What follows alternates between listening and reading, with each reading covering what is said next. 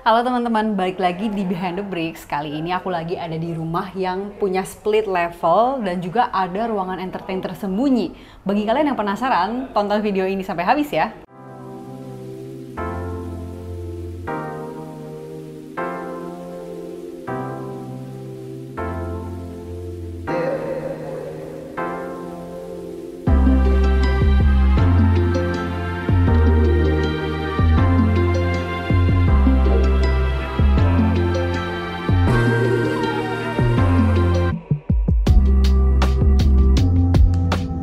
Teman-teman, sekarang aku udah ada di MK7 House. Hari ini bersama dengan desainernya juga dari Andes Tomo Design ya. Di sini ada Mas Andes dan juga ada Mas Bobby. Cuman kita akan mulai dengan bertanya-tanya ke Mas Andes dulu untuk bagian arsitekturnya. Nanti interiornya baru sama Mas Bobby ya. Oke, Mas Andes, untuk luas tanah dan luas bangunan dari MK7 House ini berapa, Mas? Nah, luas tanahnya ini sebenarnya ini terdiri dari 2 kafling. Waktu dimulai mendesain sebenarnya waktu itu hanya 1 kafling pertama, itu sekitar 150 meter. Tapi ketika dalam proses desain ada tambahan kafling di sebelah gitu. Tapi lebih diperuntukkan sebagai halaman sehingga total tanah itu 300. Kalau bangunannya sendiri itu hampir 300 meter persegi lah secara total. Gitu. Yang terdiri dari desain tata ruang di rumah ini itu split level. Jadi di depan mungkin kelihatan seperti 2, tapi di belakang itu seperti 3 lantai. Ada ruang semi basement juga gitu. Jadi mungkin nanti lebih enaknya dilihatnya pas kita masuk. Sama Mas Bobby ya, nanti kita tanya ya. Ya. Oke, kalau area depan ini ada area apa aja nih, Mas? Karena kita ada di perumahan, sebenarnya ada ketentuan juga terkait guideline desainnya waktu itu harus selaras atau mirip dengan rumah sekitarnya. Nah, rumah sekitarnya itu ketentuan pertama nggak boleh ada pagar. Jadi rumah ini memang didesain karena dia ada di klaster, itu tidak dipakaikan pagar. Hanya ada beberapa area tertentu yang spesifik, kayak misalnya ini area untuk taruh pesanan online misalnya. Kebetulan pas lagi konstruksi itu pas lagi COVID ya, jadi cukup ketat untuk menerima barang atau makanan itu ditaruh di sini dengan mudah nanti klien bisa ambil. Kalau ini tuh berarti entrance utamanya ini pintu utama. ya? Ini pintu utama. Walaupun sehari-hari itu nanti lebih sering masuknya dari samping karena ada teras gitu. Mungkin nanti kita bisa lihat. Boleh. Ke sini.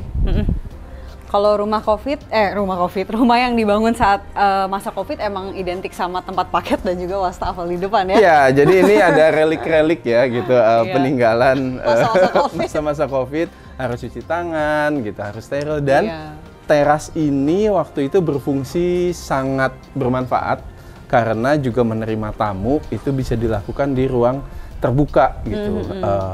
Ini kita ada kanopi kaca dengan ada screen rotan sintetis, diharapkan tidak terlalu gelap, tidak terlalu panas atau terang gitu. Jadi menerima tamu di sini, baik yang kenal maupun yang tidak kenal itu relatif lebih aman.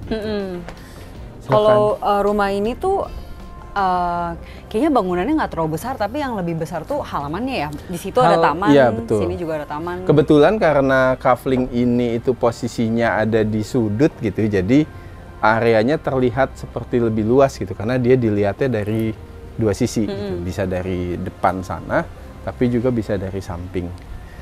Kebetulan memang pemilik rumah itu lebih menyukai hijau, area terbuka, banyak pohon, dan ini buat bermain anjing peliharaan di sini ada 2 gitu. Jadi bisa bermain tidak terjebak harus selalu di dalam rumah. Iya, betul.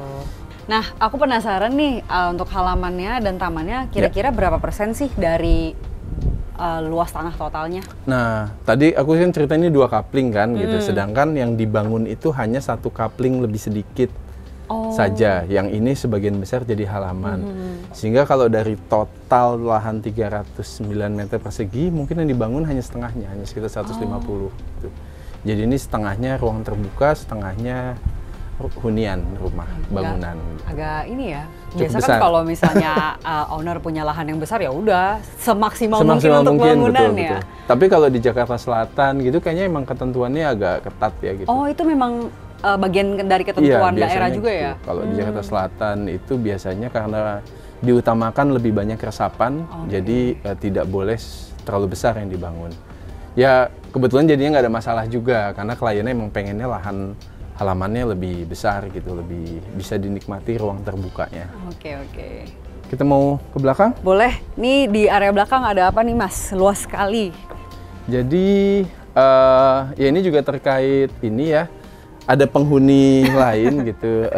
Di sini klien punya anjing, jadi punya area bermain yang cukup luas dan anjing ini juga punya akses khusus gitu. Jadi karena rumahnya split level, nanti akan kelihatan di dalam gitu. Waktu itu ada salah satu anjing klien, owner yang tidak bisa naik tangga karena kakinya lemah gitu. Akhirnya memang kita desain dengan landscape gitu, dia punya pintu belakang yang bisa diakses oleh anjing peliharaan. Gitu. Jadi ada ramp yang cukup landai supaya dia bisa naik ke lantai mezaninnya lewat luar. Kalau dari dalam mungkin harus naik tangga. Kalau dari dalam bisa. harus lewat tangga gitu, karena kan rumah ini nggak ada lift ya, cuma tangga aja. Iya. Dan kalau bikin rem di dalam rumah mungkin menghabiskan space yang terlalu besar, jadi remnya itu kita buatnya di luar dalam bentuk taman. Oke, Kira-kira ini penghuninya itu. kebetulan emang besar-besar ya dua-duanya. Jadi emang butuh halaman yang seluas Iya, ini buat lari-larian ya. betul. Dulu Golden Retriever gitu, jadi anjing sangat rumahan. Sekarang ada Huskies gitu di sini. Goldennya yang nggak bisa naik tangga? Iya, Goldennya sudah almarhum, jadi ini Oh, lucu makamnya ada di sini. banget. Ada nisannya. ada nisannya itu. Oh, jadi kalau ini tuh emang udah dipersiapin dari dulu? Enggak sih, jadi pas sudah rumahnya jadi baru pass away. Oh, di tengah-tengah. Ya, dan jadi, akhirnya di halaman inilah dia dimakamkan setelah so dikremasi. cute. Tuh, jadi ini tamannya Bruce namanya. Tamannya Bruce. Itu. Kita Oke. masuk ke dalam rumah? Boleh, boleh. Sebelum kita ke ruangan selanjutnya, aku mau kasih tahu info menarik soal material finishing interior yang satu ini. Coba lihat yang bikin dapur ini cantik banget. Atau yang bikin kamar mandi ini estetik. Atau yang bikin salon ini jadi semewah ini. Iya, yang bikin jadi estetik banget itu keramik kecil-kecil yang menghiasi dindingnya. Material ini udah banyak dipakai oleh arsitek-arsitek dan interior designer, tapi orang awam belum banyak yang tahu loh. Jadi kalau kamu pengen ruangan kamu tampil lebih cantik dan fresh, kamu bisa coba pakai keramik mozaik dari Mozatile. Mozatile punya berbagai motif dan warna yang sangat estetik. Kamu bisa lihat beragam motif apa aja yang bisa mempercantik rumah kamu di websitenya yang linknya ada di deskripsi ya. Tadi kan kita dari teras halaman. Kita masuk lewat pintu samping yang emang sering digunakan untuk tamu atau saudara gitu atau penghuni masuk itu melalui pintu samping ini. Lalu ini kitchen gitu. Kenapa kitchen ini cukup luas? Karena nggak cuma masak doang gitu. Kadang di sini ngobrol, sarapan gitu. Dan dia kan langsung pemandangannya dari teras ke sini. Gitu. Kalau dari teras mungkin sering ada acara barbecue kali ya? Ya, Jadi kalau kumpul-kumpul itu barbecue, masak di sini, disajikan di sini. Makan di situ. Makan di situ. Ini bisa dibuka berarti ya? Ini bisa dibuka. Ini Semuanya, dua-duanya bisa dua-duanya? digeser, betul. Oh, berarti benar-benar ini spotnya pas banget sih ya? Ya. Ke arah taman Ini juga. bisa digeser gitu kira-kira. Itu kalau kayak siang hari gini kayaknya nggak terlalu butuh lampu sih sebenarnya. Nggak perlu, Ya. bahkan kadang terlalu terang gitu. Oh, terlalu terang. Makanya kita ada screen blinds kan, ya? ada Oke. blinds. Ini dari sini ada jendela, sini kanan aku juga ada jendela, terus Betul. ini area tangga terus. Nah, ada jendela ini juga. Ini hidden stairs, tangga untuk ke area service. Jadi service itu adanya di atas kalau katanya Oke. misalnya untuk jalur yang khusus service ini bisa langsung ke lantai 2, tapi difokuskan untuk keperluan service. Biar nggak perlu lewat pintu utama lagi Betul, ya. jadi nggak kalau lagi ada acara atau ada event dia ada jalur alternatif lah. Oke. Gitu. Gitu. Ini yang unik sih, aku baru pertama kali lihat Island yang bawahnya ada storage. Ya, jadi di bawahnya Ini bisa dibuka dari Bisa. depan sama belakang ya berarti ya? depan belakang bisa storage macem-macem. Karena kita di sini memang efisiensi ruang ya, karena space-nya nggak terlalu besar. Pengennya masalah storage, masalah appliance itu kita gabungkan. Di sini juga storage semua, ini area bawah tangga. Ini bisa dibuka semua, ada dispenser, ada dishwasher gitu. Semuanya bisa masuk ke area panel. Jadi ini kayak storage tapi yang dikamuflase kayak Dikamuflase, dinding ya? kayak dinding, betul. Bener. Gitu, jadi ada Biar kayak, storage-nya. kadang kan kalau misalnya di rumah storage terlalu banyak, jadi aduh kok perabotannya banyak banget. Betul, Kalau betul. ini kan ya kita kiranya sebenarnya kayak dinding biasa ya. Betul. Jadi kalau lagi nggak dipakai, dia tidak berantakan gitu. Semuanya masuk ke dalam storage yang ada.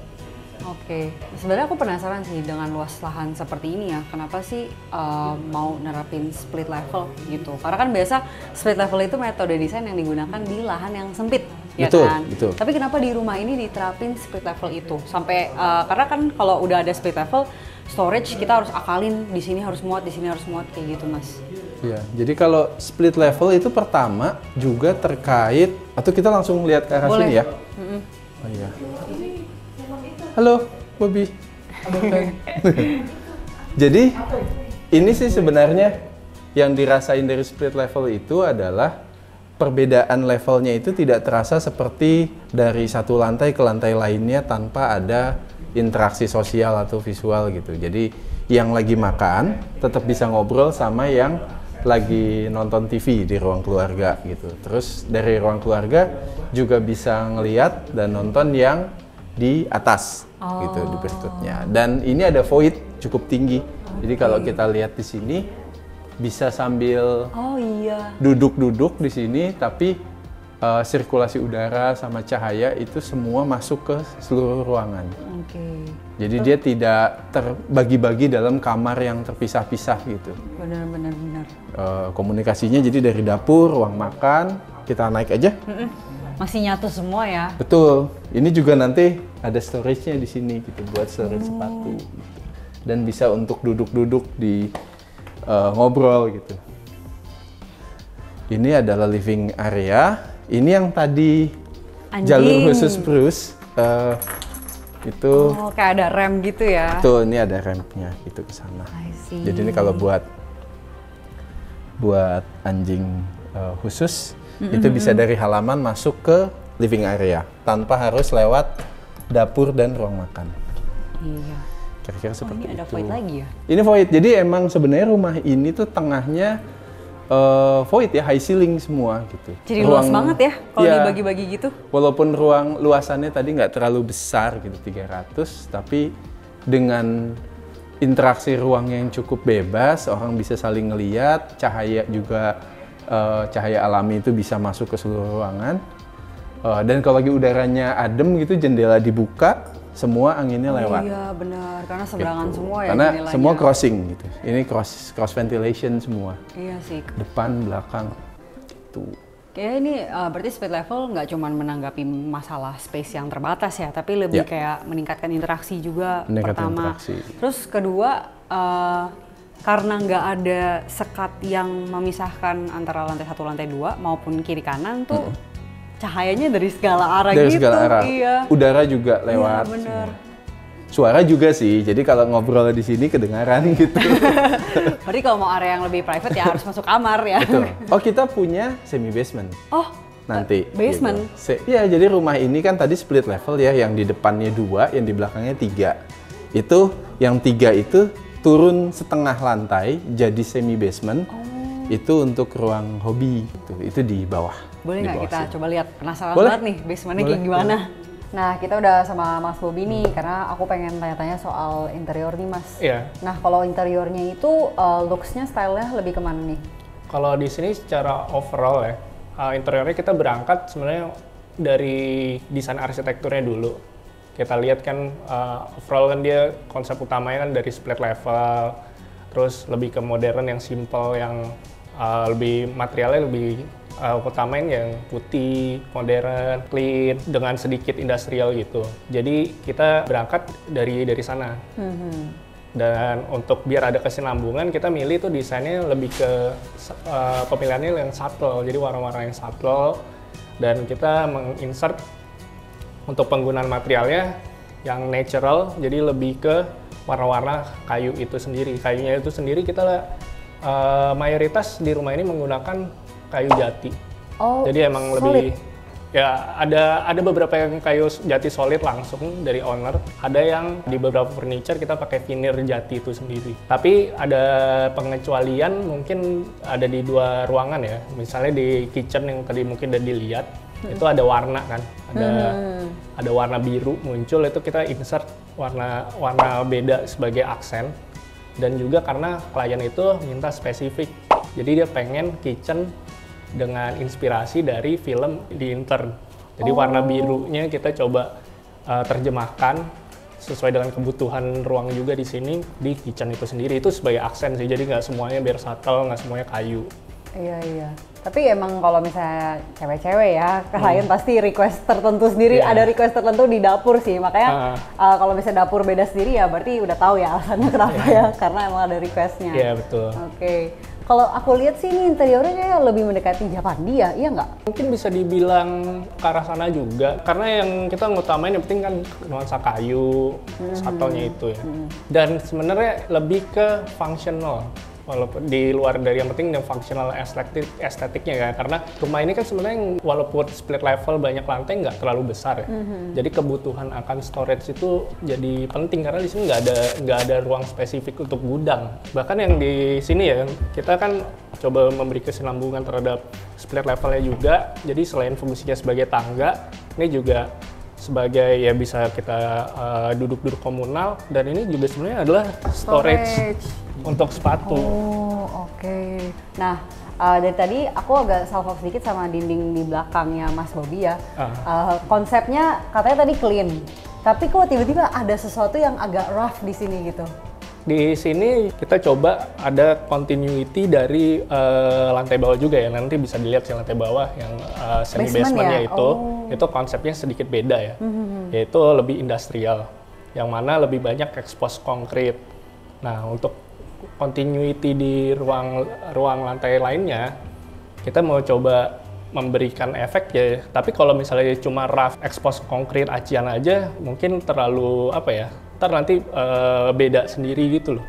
Jadi kita coba dia tetap expose kayak konkrit, tapi ada teksturnya. Tekstur kayu. Jadi ya? kita pakai jadi tetap ada tekstur kayunya. Ini jadi dicetak, jadi kayak diplaster dulu. Nah, habis itu pakai kayak wood plank, terus sebelum kering itu kayak dicap gitu. Biar jadi dapat serat-serat tetap dapat ya. Dapat serat kayunya. Lucu juga ya. Jadi ada kesinambungan juga dengan tekstur-tekstur kayu yang banyak dipakai di furniture. Walaupun warnanya beda ya. Ya, walaupun warnanya tetap warna dasar dari konkrit itu sendiri, cuma kita ngambil di tekstur. Oke. Nah, aku penasaran sama basementnya. Boleh kita coba lihat nggak, Mas? Oke, ini udah di basementnya, guys. Kayak di film-film ya, agak hidden. Ini boleh diceritain nggak, Mas Bobby? Kok looks-nya berbeda banget dibandingkan interior yang di living? Jadi pertama dari ownernya sendiri, dari si bapak. Emang requestnya dari awal dia pengen ada area untuk seperti kayak man cave ya. Jadi untuk dia beraktivitas, si bapak itu sendiri, dan dia pengen ya kayak dari arsiteknya sendiri akhirnya menempatkan di semi basement gitu sebenarnya. Jadi makanya rumah ini kan setengah-setengah ya lantainya. Jadi dari lantai utama tadi turun setengah lantai sampai di semi basement ini, jadi kayak man cave. Nah, untuk konsepnya sendiri kita bikin kayak lebih kayak yang beda kan, jadi lebih ke expose konkrit, warna lantai, ceilingnya sendiri kan kita nggak ada ceiling ini langsung ketemu dak gitu. Nuansanya lebih temaram sih, lebih dark karena pengen lebih ke kesannya lebih lounge gitu.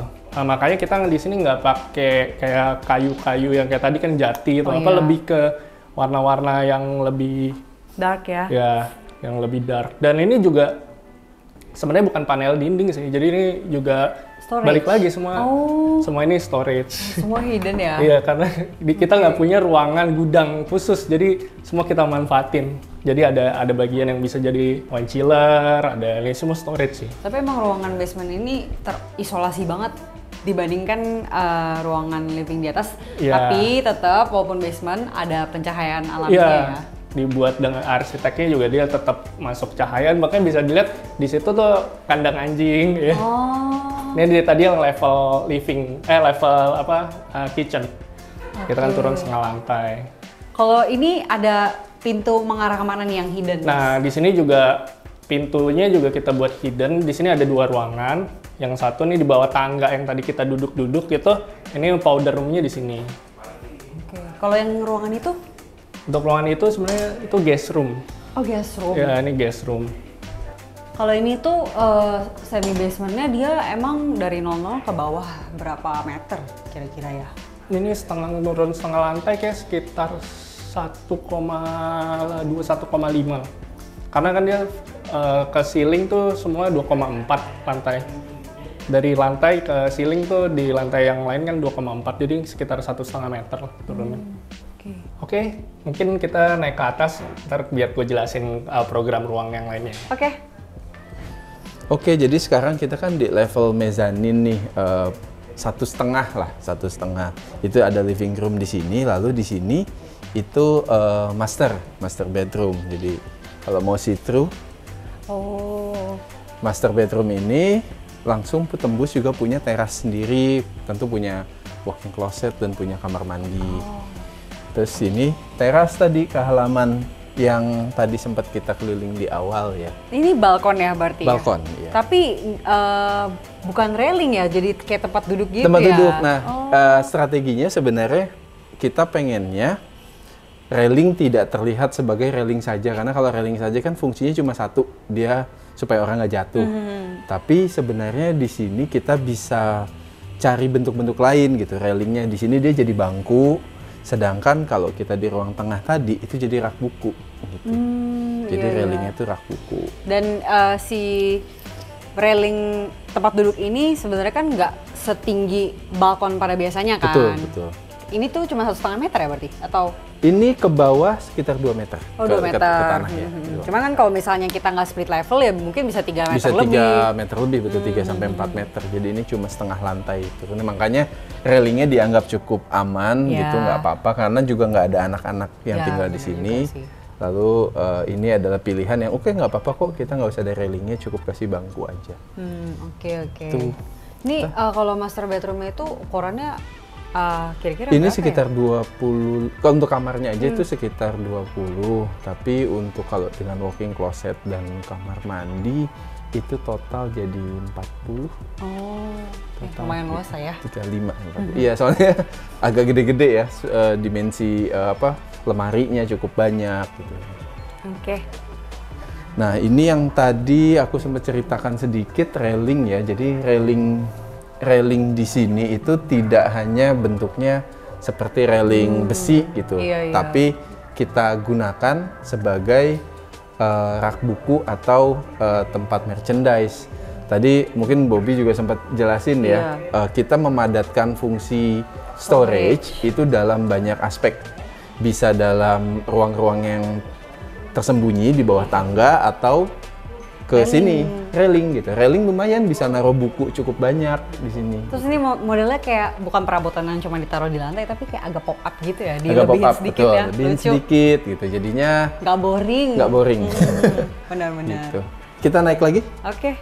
Jadi cukup menyehatkan ya, rumah ini sering naik tangga. Sangat sehat sih Mas. Nah, area ini adalah area serbaguna sebenarnya, yang seringkali dimanfaatin untuk exercise atau mau yoga di sini karena ada sinar matahari langsung. Lalu kalau udara lagi cukup sejuk ini dibuka, ada cross ventilation dari depan dan belakang rumah. Lalu dia juga punya teras sendiri yang terhubung ke area servis.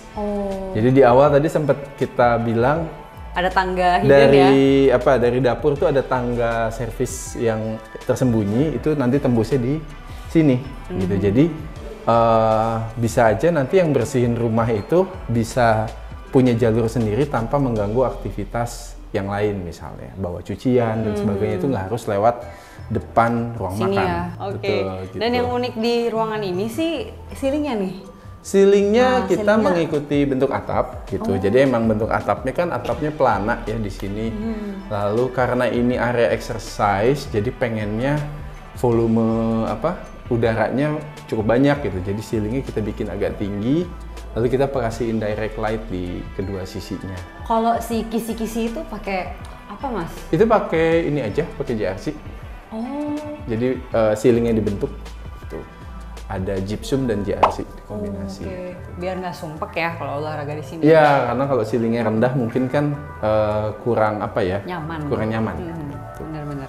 Jadi ini naik tangga lagi sedikit, Oke. cuma 1, 2, 3, Tapi 8 emang ya. keuntungan split level ya naik tangganya nggak capek ya. Iya, karena setengah lantai udah sampai, setengah lantai Udah udah sampai sampai. gitu.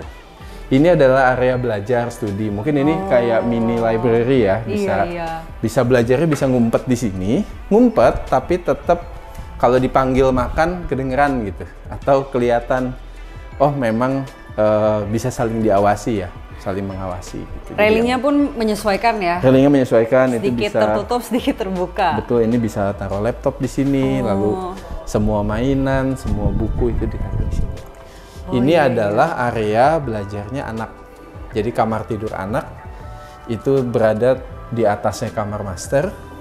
Layoutnya relatif mirip, tapi dia punya dunianya sendiri di Wah, lantai ini 3. seru banget sih. Iya. Kamar anak paling private, paling atas juga Paling ya. private, paling atas, ya jadi kadang kan anak, apalagi kalau remaja ya, gitu mulai tumbuh remaja, dia Iya. pengen punya privasi, Bener-bener. tapi juga orang tuanya pengennya tetap bisa ngawasin. Ya. Jadi apa yang kejadian di atas itu nggak sepenuhnya tersembunyi gitu. Jadi ini solusinya adalah dengan void dan bukaan cahaya yang saling terbuka, itu tetap terjadi interaksi audiovisual Iya, benar-benar. dari anak yang belajar dan istirahat di atas dengan orang tua yang di bawah. Gitu. Ya, ini seru Kira-kira. banget sih. Kita lihat kamar anaknya boleh, Mas? Boleh. Jadi bedanya kamar anak sama master, mungkin kamar anak tidak ada balkon karena sudah cukup tinggi ya posisinya Iya. gitu. Jadi hanya jendela saja, tapi tetap punya kamar mandi di dalam. Lalu ini Interiornya yang lebih beda lah ya. ini kayak loft ya. Jadi kalau rumah di loteng itu suka ada satu kamar sendiri gitu. Oke. Bawahnya pun storage. Bawahnya Ya. storage karena ini bisa ditarik. Itu bisa buat simpen Oke. bed cover. Ini loft ini tuh juga berfungsi sebagai ya biar nggak perlu pakai dipan lagi ya. Udah sekaligus dipan Betul. ya. Jadi kita kebanyakan furniture-nya custom di sini. Benar-benar built-in furniture. Jadi lemari, storage, bed itu bukan yang beli di mana lalu ditaruh gitu. Kita jadi satu sih antara arsitektur sama interiornya itu memang jadi seperti satu produk gitu, rumah sama furniture-nya.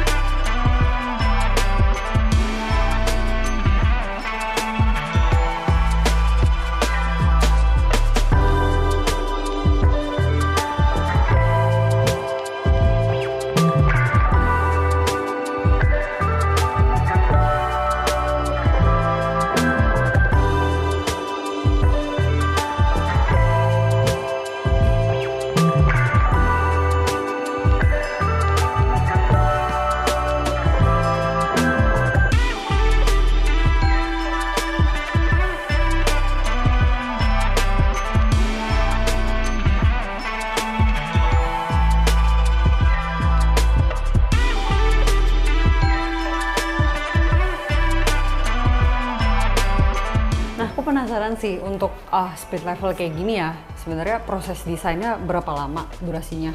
Terus durasi konstruksinya berapa lama? Sebenarnya nggak ada perbedaan sih kalau dari lamanya waktu. Cuma bedanya kalau split level gini, biasanya arsitek atau desainer tuh ngedesainnya di denah ya. Program Iya, ruangnya, iya. naruh ruangnya itu dalam satu layout plan denah dengan level yang sama. Kalau split level, aku ngedesainnya harus dari potongan. Oh iya. Jadi benar. section, gimana hubungan ruang secara vertikal, nggak cuma dari secara horizontal hubungannya. Jadi pertama bikin denah dulu, lalu dipotongannya juga sesuai atau enggak. Jadi prosesnya volumetrik gitu. Prosesnya itu benar-benar harus ngebayangin 3 dimensi. Iya. Nggak bisa kita cuma ngebayangin layout plan di 2 dimensi. Berarti nanti kita masukin gambar potongannya juga ya, biar Harus kalian. sih kayaknya. Iya harus. Agak sih, susah kalau bayanginnya. kalau masukin Dena kayaknya nggak kebayang juga ya. Betul. Karena dari gambar potongan aku lihat benar-benar antara ruang tuh ya kosong, nggak ada sekat-sekat gitu. Betul. Emang kelihatan koneksinya antar ruangan. Iya. Gitu. Gitu kira-kira. Kalau konstruksinya berapa lama? Konstruksinya ini memakan waktu 1 tahun lebih ya, 1 tahun lebih dikit. Yaitu karena pada saat itu pandemi, COVID. jadi sempet juga ada break gitu. Kita nggak bisa ada konstruksi sama sekali itu selama 3 bulan.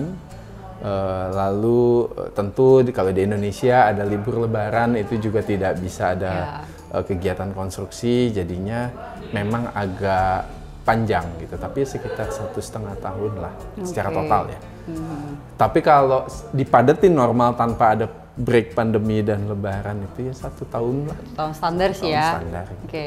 Nah, kalau untuk challenge dalam membangun maupun mendesain si split level ini.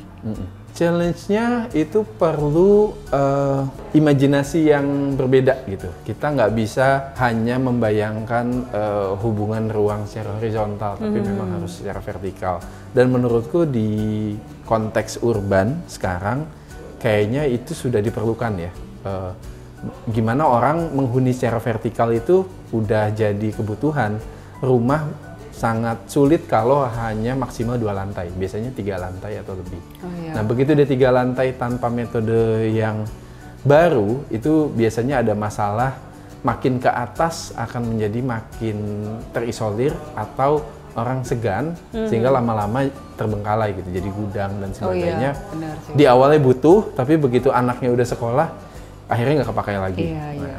Jadi Mungkin tetap terasa dari kayak Mas satu Andes rumah. ada yang pengen disampaikan juga ke audiens nggak mengenai mungkin penonton-penonton yang penasaran nih sama rumah split level gitu. Kalau sebenarnya kalau pesan ini ya, mencari desain itu nggak cuma material, nggak cuma fasad gitu. Desain itu yang menarik justru di menata ruang. Program ruangnya Program ya. ruang gitu. Jadi program ruang yang menarik itu sebenarnya kerasa banget, terutama ketika digunakan. Jadi kayak sekarang gitu, yang ngobrol di bawah kan masih kedengeran gitu. Jadinya itu pasti beda banget sama yang nggak kedengeran sama sekali. Yang kepisah 3 lantai Bisa langsung 3 ya. lantai. Kalau gini kan masih bisa manggil, masih ada interaksi yang lebih menarik gitu. Jadi program ruang sih, aku arsitek mungkin harusnya bisa memberikan solusi secara programatik gitu ya. Nggak cuma oh ya fasadnya mau materialnya apa gitu pilih. Kira-kira seperti itu sih. Oke, tapi emang di rumah split level ini kerasa kayak gimana ya, hidup aja ya rumahnya gitu, karena banyak suara yang dari bawah kedengeran di atas, tapi sekaligus kalau beberapa orang pengen punya tempat private sendiri tuh ada gitu basement ya. sama ada kamar Ada ini, gitu. ada kamar. Jadi ada pilihan ya gitu. Nah teman-teman, coba kira-kira kalian lebih demen yang rumah biasa aja yang dibagi per lantai atau yang split level kayak gini nih? Komen di bawah ya. Pertanyaan terakhir nih Mas Andes, yang mungkin teman-teman yang mau bangun split level penasaran sama budgetnya berapa Mas? Nah, budget split level itu biasanya emang sedikit lebih mahal dari yang konvensional gitu ya. Karena misalnya balok atau ada dinding retaining wall gitu yang ekstra lebih besar hitungan strukturnya. Kalau rumah ini dengan luas sekitar 300 meter persegi, cuma ini pada tahun 2020 ya bangun itu sekitar 1,7 M lah total semua. Itu untuk konstruksi arsitektur sampai selesai. Untuk rumah split level ini plus basement ya, bahkan ya, semi basement itu. Mungkin sekarang udah naik ya. Oh ya mungkin ya. Karena kalau semi basement itu kan sebenarnya kos lagi ya. Karena ada retaining wall yang supaya airnya tidak rembes ya ke dalam. Jadi itu bukan bata, itu harus beton. Tapi kan itu jadi satu juga sama struktur pondasi gitu. Jadi sebenarnya lebih mahalnya sebenarnya nggak sampai 2 kali lipat lah. Tapi lebih mahalnya mungkin sekitar 15 sampai 25%. Oke. Nah, mungkin segitu aja nih teman-teman house tour-nya, dan bagi teman-teman yang masih penasaran sama karya Mas Andes lainnya bisa dicek di mana, Mas? Sementara ini sih bisa di IG, Instagram, di Atode, andes.tomo.design. Di situ ada beberapa karya-karya yang sudah pernah dikerjakan selama ini. Selebihnya mungkin ada di website media, itu ada juga di Archify. Oke, langsung dicek aja teman-teman. Jangan lupa like, share, and subscribe YouTube channel Asyitak. Kalau misalnya ada pertanyaan apa-apa, langsung komen di bawah ya. See you in the next episode. Bye-bye. Thank you, Mas. Terima kasih.